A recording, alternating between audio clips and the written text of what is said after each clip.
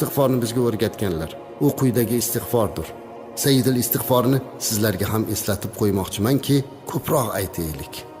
Allohumma anta robbi la ilaha illa anta xalaqtani va ana abduka va ana ala ahdika va va'dika mastata'tu a'udhu bika min sharri ma sana'tu abu'u laka bi ni'matika alayya va abu'u bi dhanbi faghfir li fa innahu la yaghfiru dhunuba illa anta.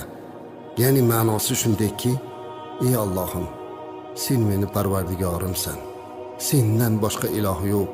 Meni yaratding, xalq qilding va men seni qulingman, bandangman. Men senga bergan va'damda va senga bergan ahdimda qodir bo'lganimcha turibman. Qilgan narsalarimning yomonidan seni noming bilan panoh tilayman.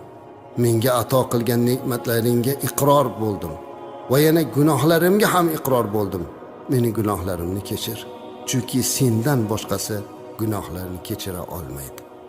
Mana bu azizlar, sayyidul istig'for. Mana shu duo